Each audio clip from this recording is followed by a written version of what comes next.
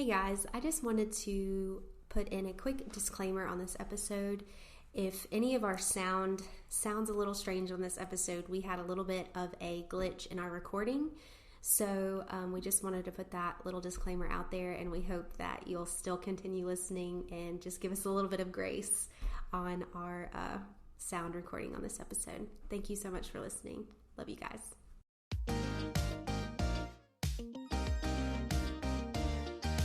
Welcome to the Chapters of Grace podcast. I'm Sarah. I'm Blair. And I'm Heather. And we're three friends collecting stories of God's grace and sharing them along the way. Welcome back to the Chapters of Grace podcast. And today, it's just the three of us. And we're going to be talking about something that is our everyday life, and it is motherhood. I came to Sarah and Heather and said, hey, I have this idea.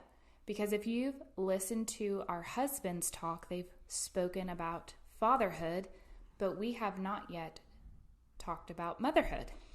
And it is a big part of who we are because we are stay-at-home moms, and it is our first ministry.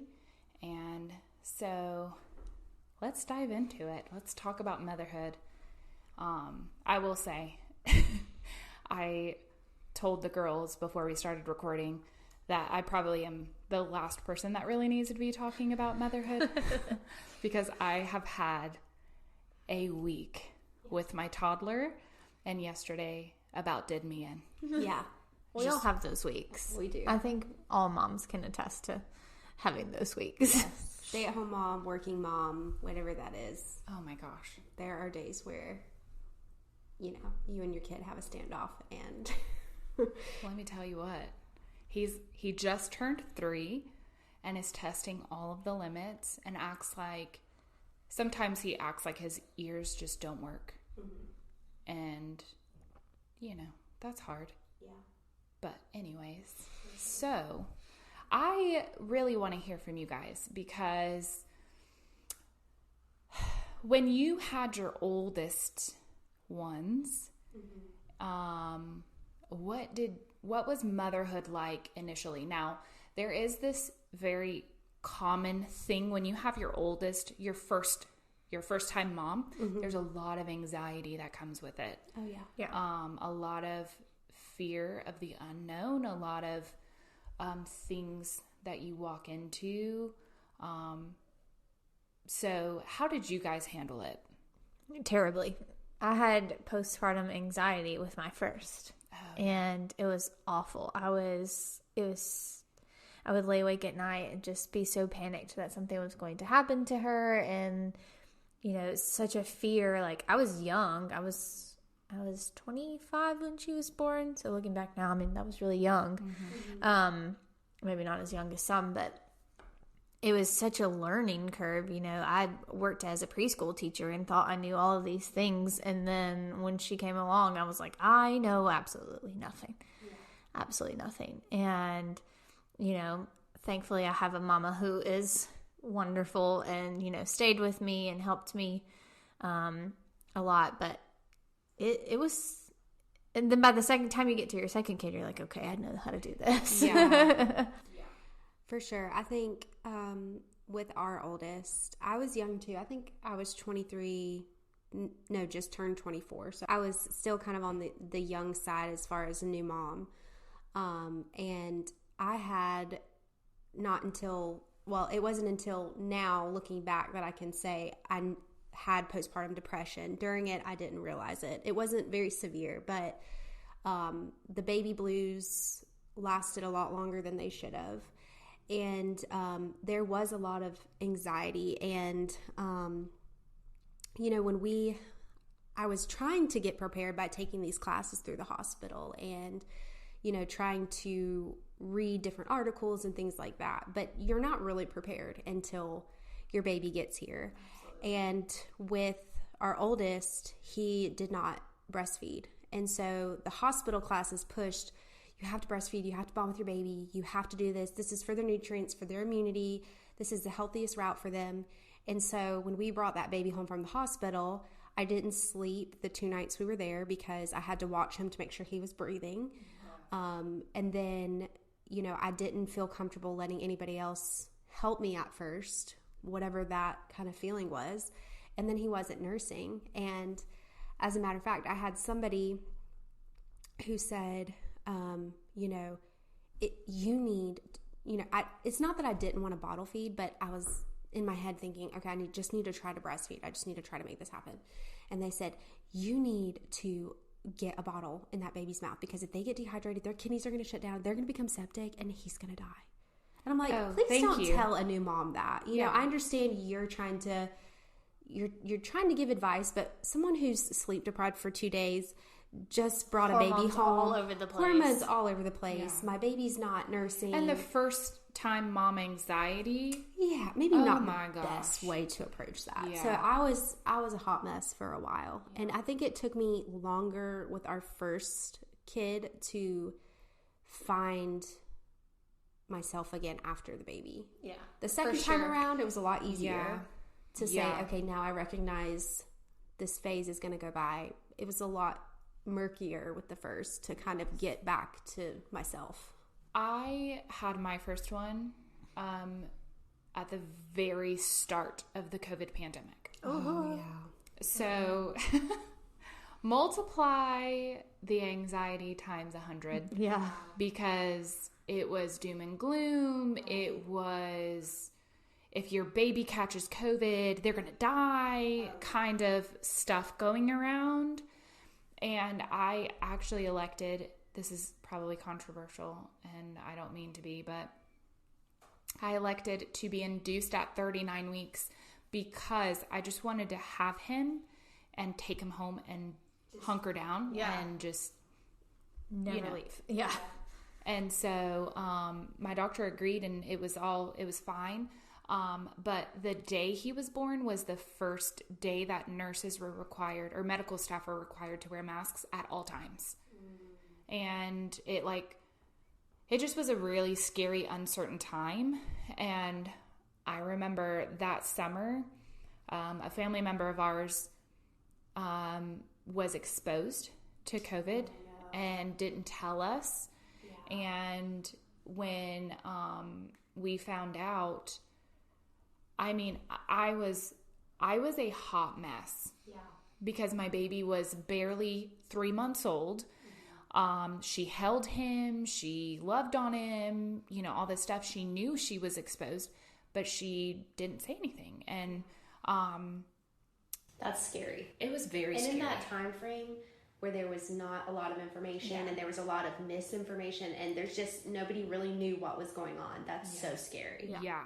Yeah, and it was honestly a time where everyone was shut down. Everything shut down, but it was slowly starting to kind of open up during the summer before the next curve started up, or the next wave.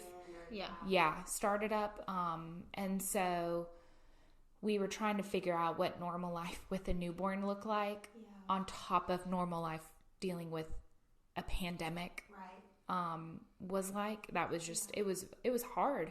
And then, I remember he was exclusively breastfed for 7 months until he decided he didn't want to anymore. But then I exclusively pumped until he was 1. But I remember looking back, the moment I stopped pumping, it was like the next day, it was like a cloud lifted up. And my mood improved, and I didn't realize how unhappy and how honestly miserable I was. Yeah. And now, second time around, I have twin girls, and even though twins can seem like a lot, I have enjoyed this stage with the twins. Like, this postpartum experience with the twins has been 30 times easier, even though there's 2 babies. It's been so enjoyable and so wonderful than it was with my oldest. Yeah. It's just been a whole different, feels like a different world we live in too, because we're not in the middle of a pandemic. Right. Yeah. And so, yeah.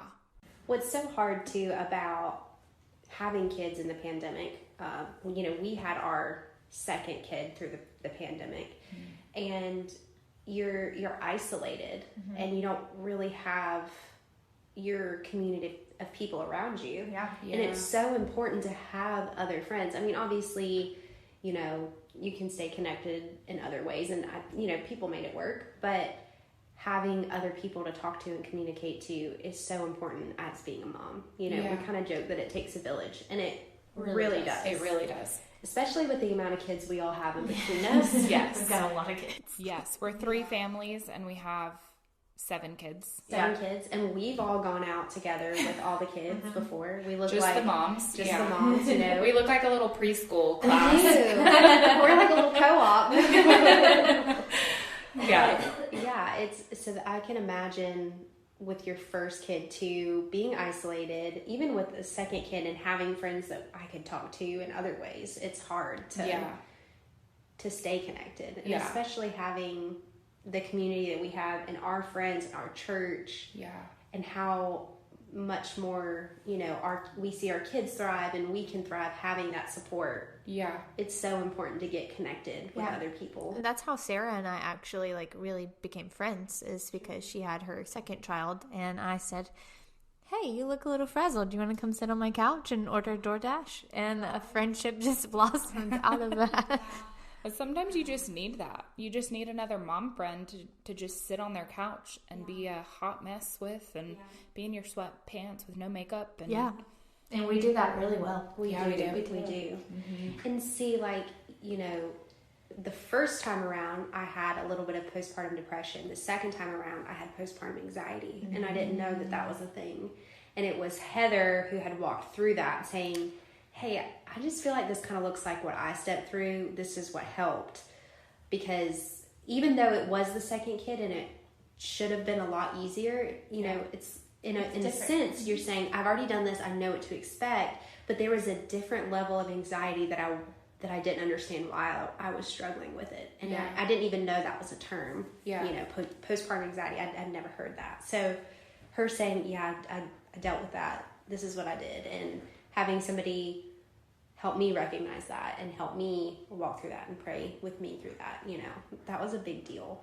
I think that is one thing that I really love about doing motherhood with, y'all are like sisters, doing them with my sisters is, how many times have we reached out to each other and I've been like, this is what's going on. Have you guys been through this? Have you experienced this? Every single day, I think. Yeah, pretty much. Yeah, for sure. And it's such a relief to just know you're not alone. Like you guys were talking about, man, I can't imagine if you're out there listening and you feel like you're doing motherhood alone, please reach out to us because we will be there with you in the thick of it. Because it's not easy. And we weren't made to do this alone. We were made for community. We were made for a village. And we can virtually be your village if we need to. And so, And one thing I will say that has helped me is parenting with the Lord. Yeah. You can't do it without him. There's no way. There's no way. I know the difference. I can tell the difference when I haven't spent time in the Word or spent time in the presence in the secret place. I'm so short with my kids. I'm so impatient. The slightest thing will set me off. And I've been a little bit that way this week. And I think with that, I've definitely had to learn to be humble enough, even though my oldest is 3. I've had to go to him and say, Mommy is sorry. Yeah. Mommy is so sorry. She should not have done that. She should not have said that. She should not have yelled at you like that. Will you forgive me? And he's so beautiful. He makes me cry because he's always so quick to be yeah, it's forgiven. It's fine. Yeah. And we move on and we go do the next thing. Right. But it just models that so wonderfully for our kids when we can go and do that and show them we're not perfect. You know, we still need forgiveness. We still make mistakes, even though we're the adults. You know? Yeah. They need to see that, I think. But I was listening to Lisa Bevere, which we were talking about a little bit beforehand, and she talks about how she learned very early on how if she doesn't stay prayed up and in the Word, like, she's running on fumes. And the Lord, like, challenged her. You know, you preach that you can do all things through Christ who strengthens you, but like, you preach that on the pulpit, but when you're at home, like, what's the authenticity at home that your kids are seeing? Where, like, is he your strength with your kids on the daily basis? Right. You know, and that's really challenging because our families are our first ministry.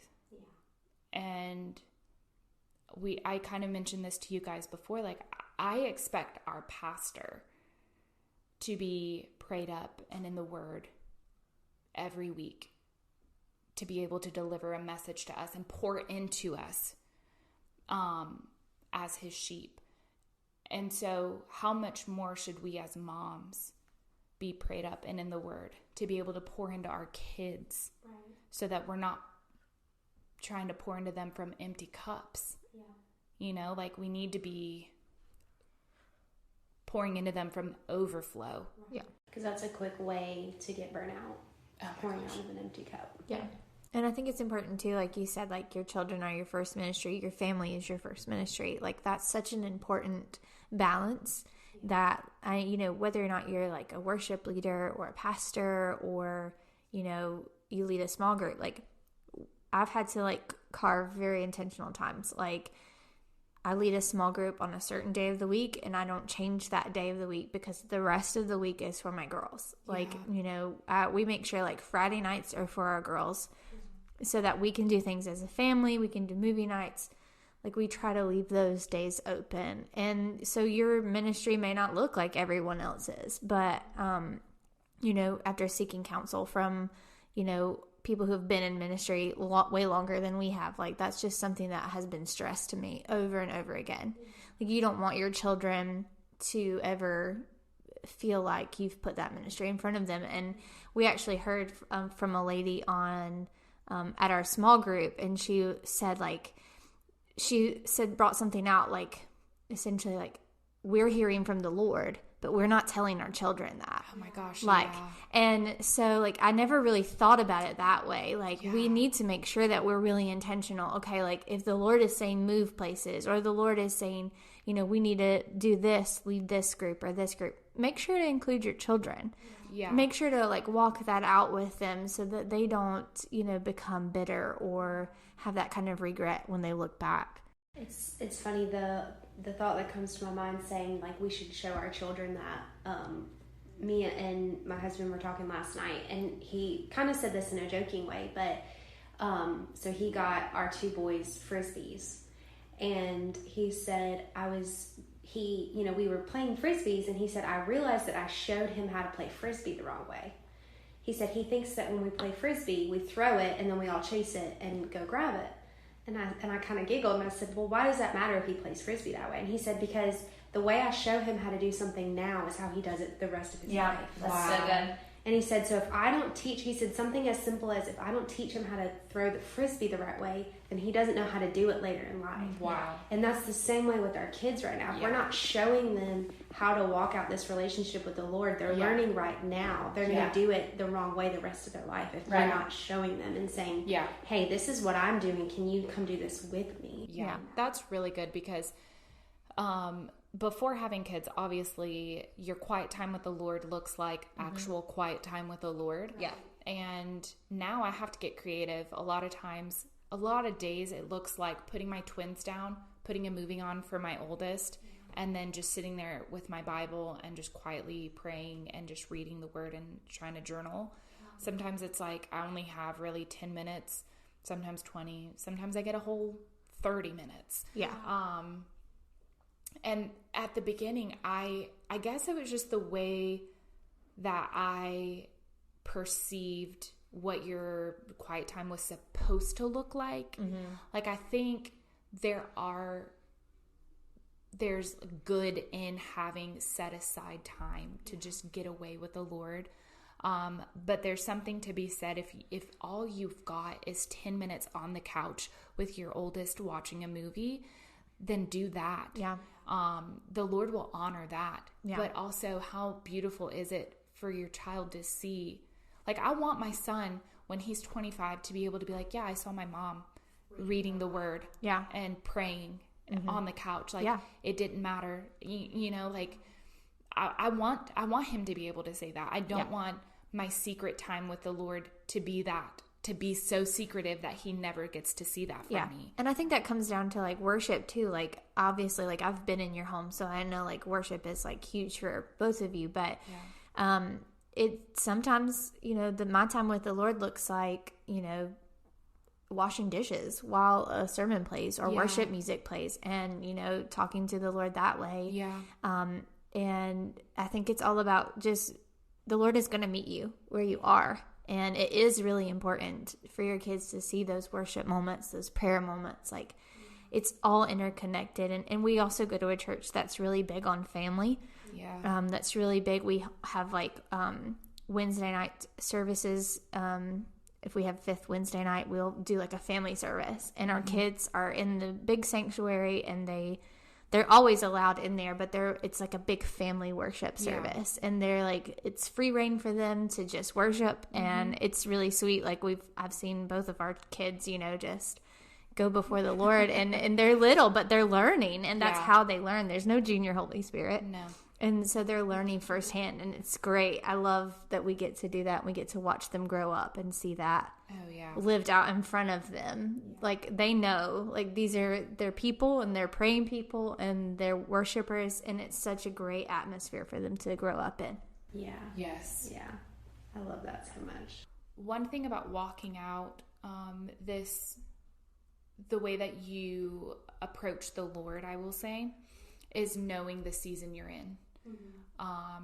And like, for instance, Heather we established she's the older mom. We already established she's the older sister of us three, but she's also the older mom of us three too, because her girls I'm a grandmother.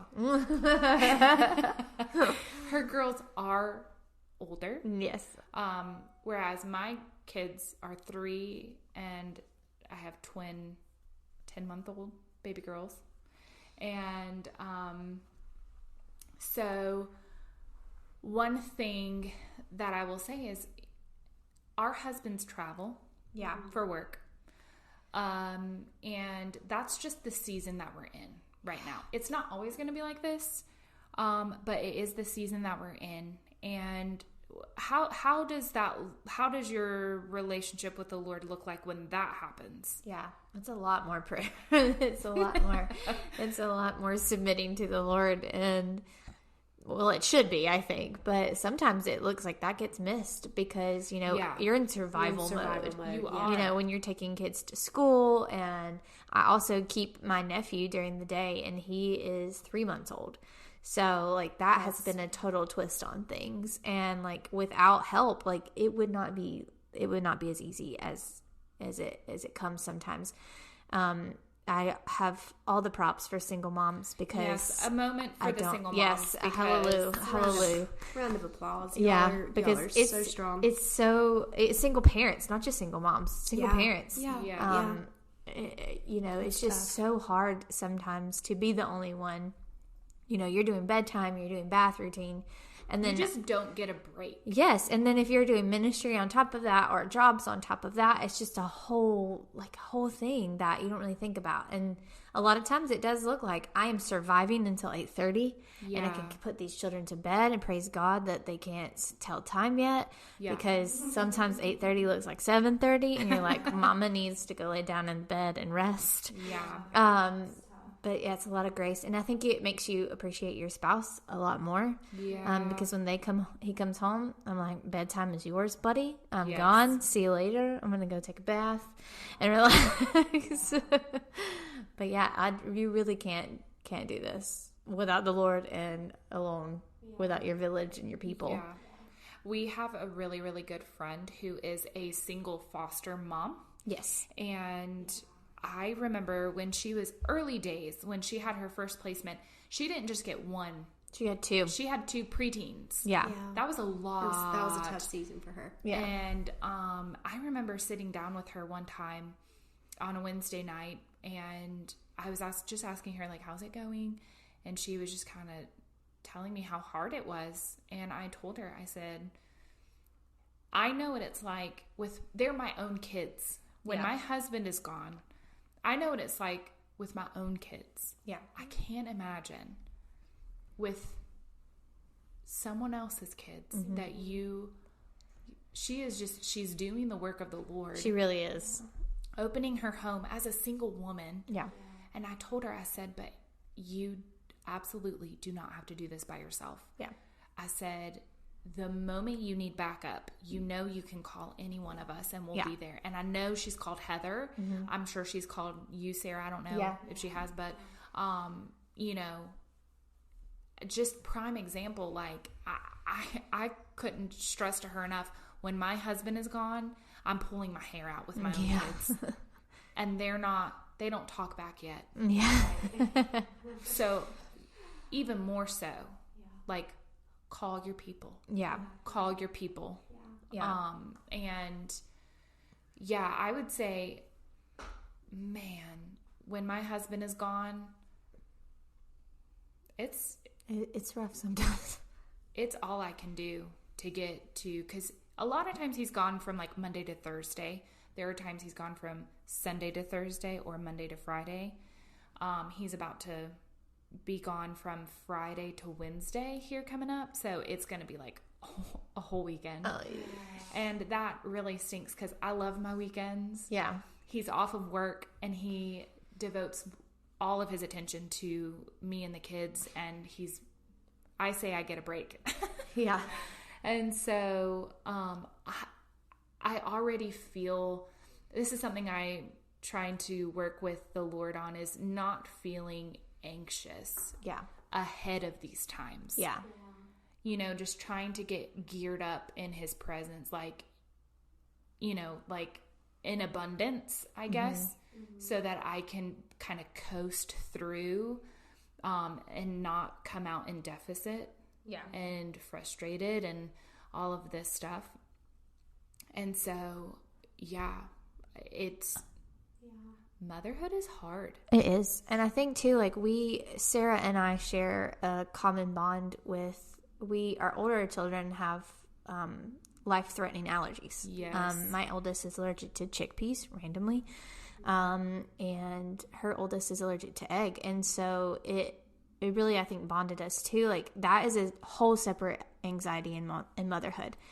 Yeah. Like I've been dealing with this a little bit longer than Sarah has, so I think it comes a little more easier for me. But still, that fear is, I have a school-age child, and so we just recently found out their school cafeteria has been serving chickpea butter and jelly sandwiches. I'm not sure who invented that. Chickpea is all the health craze, but that sounds like the craziest thing I've ever heard of. But that allergy is so obsolete. It's such a weird allergy that nobody really thinks about that. Yeah. But there's something that I always tell Sarah is like, God gave you those children for a reason. He gave you your son with allergies, and so he equips us for that. And like, it's my job to keep my child safe. Yeah. It's Sarah's job to keep her child safe. But it is really nice when you have mom friends, especially, who will knock a popsicle out of your kid's hand in 3.7 seconds if they get a hold of something they have they're not supposed to. Blair acted fast. She did. It was like a ninja. She was. We had a birthday party for my son and didn't realize one of the popsicles had egg in them. Well, they had egg yolk in them. And when I realized, Sarah's oldest had like barely touched it, but I was like, no! And just slapped that popsicle right out of his hand. Just had to act fast. Yeah. It's one of those things too. when you have a kid with an allergy that I think you can be so graceful to other people because like you moved and you moved quick. So that was, you did the thing. But it's hard because, when you have that always on the forefront of your mind, you're kind of always on guard. You're sort of always almost on edge a little bit. Yeah.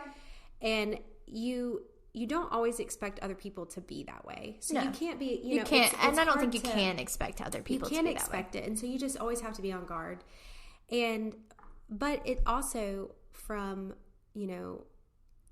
like being friends with Blair. Blair is very cautious, very aware, always checking things, always trying to accommodate both Heather and I's kids, for our allergies. And there's just such a safety in that, knowing that people care and that they want to protect your kid too. Because it's kind of like you don't think about it if you don't know. Yeah. But think about the fact that anything that your kid picked up, and we know how babies are, we know how toddlers are, we know how kids can be, anything that they could put in their mouth could potentially be life-threatening. Yeah. That's hard. That's scary. It's scary. And honestly, I don't know how people do it without having the Lord, because I have we plead the blood of Jesus over him, both of our kids. But when that anxiety rises up, if I didn't have Jesus to give me a peace that surpassed all understanding, I don't know how I would make it. I think I would probably have heart problems. Yeah, and have a friend to step in and be like, nope, we're going to handle this, and it's going to be fine, and it's going to be calm. And I will say, having Heather and having her, like when we first found out about the allergy, I didn't know what anaphylaxis symptoms could be. I just thought it was your throat swells up and you're done. And it was kind of talking to someone else and saying, no, this, or, Benadryl is actually more fast acting, whereas this is going to stay in their system. Just knowing those things and having somebody walk with you and, like at, your son's party. I told Heather that she's kind of my emotional security blanket because she stayed so calm. I think it kind of helped me stay calm. Yeah. And I know you probably feel this way too, but I'm trying to teach our son not to panic. Yeah. Because I'm modeling for him how we handle it. And so I realize that when I start to panic, he starts to panic. And so I'm trying to teach him, we can stay calm. We can figure this out. You're in the hands of God. Like, he has got you. We're going to be okay. We can do this. We have been in situations before. You've been in the hospital with your oldest before. We've been in the hospital before. But at the end of the day, they're going to be okay. And he was totally fine. He was just like, okay, can I go now? Yeah. Yes, he wasn't hospitalized at the party. He was totally fine. He was fine. He was like, get off me. We were all watching him, and they were like, stop. I want to go play in the bounce house. He was like, get off of me. I think it was me. I think I needed... we needed to calm Blair down. I was not okay. I know. I just... My whole goal with the party, too, was because there were multiple kids with allergies coming. Yeah. I made sure the whole menu, I thought I did. I thought I made sure the whole menu was allergy-free. No, you worked so in your hard. defense, they didn't have it listed. It wasn't in the bold letters. The way letters. that it should. Yeah. It should have said, may contain eggs, and it did not. And it didn't. Yeah. So that was not, that was not truly not your fault. And you actually took the time to read the ingredient list. Yeah. Yeah. Which if you hadn't done, he could have eaten a lot more, and it could have been worse. Yeah. Shoot. So. Well, yeah. I think, too, the way I operate, too, is because you guys are my best friends, and you guys love my kids like your own. Absolutely. And you're not going to get anything less over here. We were just talking about how we needed separate dishes for Sarah's oldest because, cross-contamination is a thing. Yeah. And we want to avoid that at all costs. And I just, the way I am with my best friends and their kids, and even my best friend Alex, her son has egg, dairy, peanut allergies. Yeah. I just want everyone to be able to come to my house and feel safe. Yeah. And comfortable. Yeah. And they're at home, and at their own home. Yeah. And, once again, get you a good village. Yeah. Get you a good village. Who care, and they want you to feel safe and love on your kids. And even on that side, not the opposite end of that, but knowing that if my kid's doing something they shouldn't be doing, that I know without a doubt that y'all are going to say, why are you doing that? Is that really what we should be doing? 100%. Like just covering all of our kids are covered on all fronts. Yes. Safety, love, yes, acting right. And I know that like Heather's on the worship team. The number of times my son asks for TT Heather in a specific song, my testimony. Yes. I want TT my testimony. Yeah. And I have to go back and find whatever service she has this song on.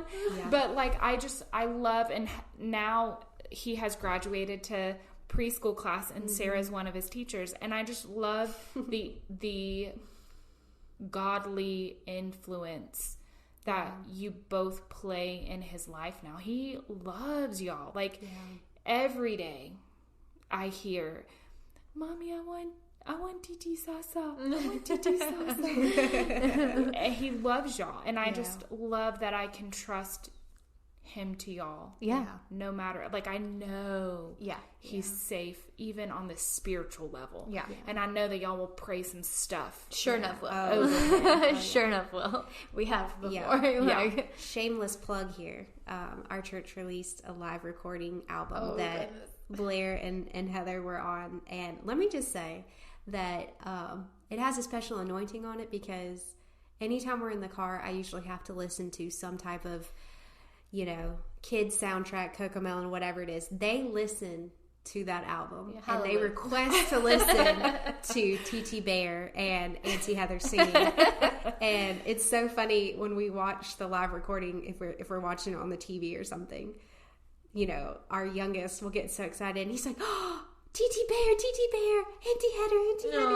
And so it's just really cool to see. He gets to kind of hear y'all on that and, see you guys worship, and he gets excited. And I'm so thankful, Jesus, that they love it. They even fell asleep to it in the car. It has a special anointing on it. So that's just cool. I think to sum up motherhood, it's hard. It's so hard. Yeah. The everyday is hard. But in the grand scheme of things, and at the end of the day, we're raising up the next generation of ministers, the next generation that will carry the gospel to the ends of the world, the next worship leaders and women's pastors. Blair's raising up the next worship drummer. Yeah. We've got us a little worship band going here with our kids. Yeah, we do. Yeah, we've got baby Billy Graham in our youngest. Yeah, we do. Yep, sure do. And this is our legacy. Yeah. That's a heavy weight. Yeah. But it's exciting. Yes. It shouldn't be scary. It should be exciting. It's like a good fear of the Lord kind of a thing. Yeah. Motherhood is holy, and it's something to be, living out that legacy, and, no matter what kind of mother you had, you're rewriting that, and you have the chance now and the choice now to rewrite your legacy. Yeah. And to really be who God has called you to be in motherhood. And no matter, you can start today, no matter what that looks like, if you've, just like we talked about the, asking forgiveness from your child, you can do that today. You can start all over and start fresh. I just want to leave you guys on this note. I just feel strongly that I need to say this, but you can do this. You are strong. You can do what it takes. Whatever your day looks like, whether you're at home or whether you're, taking a van full of kids to school, or, you're juggling work, and if you're juggling ministry, whatever that looks like, you can do this. The Lord has equipped every mother to be able to do this. Yeah. Just lean on Jesus, lean on the people around you. Find that time to just re-energize yourself. You have to take care of yourself. To be able to take care of others. Like we said, you can't pour from an empty cup, but just know you can do this. Like Heather said, like the Lord has given mothers a special anointing. Yeah. And no matter what's ahead of you, like you can do this. And, you know, like Blair said earlier, reach out to us. You know, we can pray with you. We will pray for you. We are just strong proponents that, you know, we are anointed as moms to do this and we can do it. So just to leave you guys on that note of encouragement, thank you so much for listening. And